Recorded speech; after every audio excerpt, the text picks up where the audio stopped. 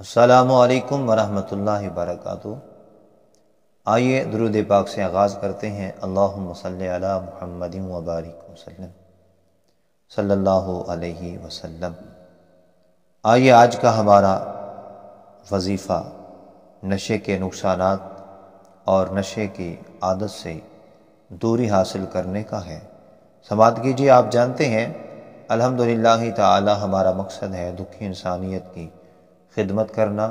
خانہ کعبہ شریف میں لکھے گئے 350 اور سورۃ الفاتحہ کے 175 بابرکت وظائف آپ کے اس یوٹیوب چینل روحانی علاج آفیشیل 786 پہ بتائے جاتے ہیں۔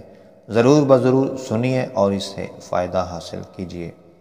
آئیے نشے کے بارے حضور صلی اللہ علیہ وسلم نے کیا فرمایا۔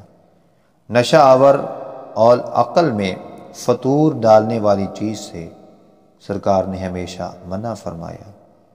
نشہ کرنے والا آدمی نہ کمانے کے لائق، نہ کھانے کے لائق، نہ کھلانے کے لائق اور نہ ہی رشتے نبھانے کے لائق رہتا ہے۔ مفتی احمد یار خان نعیمی رحمۃ اللہ تعالی علیہ فرماتے ہیں، جو چیز بھی نشہ دے، چاہے وہ پتلی ہو جیسے شراب یا خشک ہو جیسے بھنگ، افیون، چرس وغیرہ، وہ سب حرام ہے۔ آئیے نشے کے نقصانات سنتے ہیں۔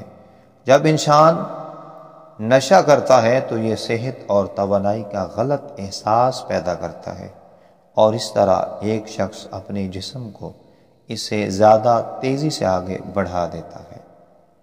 منشیات نے لاتعداد خاندانوں کی زندگیاں تباہ و برباد کر رکھی ہیں۔ ایک نیک آدمی نے شیطان سے پوچھا کہ تو کب زیادہ خوش ہوتا ہے؟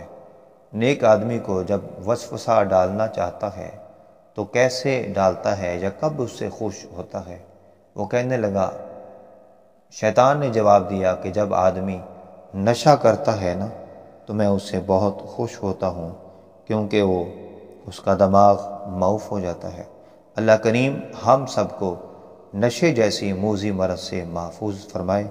آئیے وظیفہ سماعت کرتے ہیں۔ جو آدمی شراب نوشی، زناکاری اور بدکاری میں گرفتار ہو، اللہ نہ کرے، روزانہ 7 مرتبہ اس اسم کو پڑھے، البرو، اس کا معنی ہے پوشیدہ، انشاءاللہ تعالی گناہوں کی یعنی شراب نوشی، زناکاری اور بدکاری کی عادت مکمل طور پہ چھوٹ جائے گی۔ اللہ کریم عمل کی توفیق عطا فرمائے، آسانیاں پیدا فرمائے۔ السلام علیکم ورحمۃ اللہ وبرکاتہ۔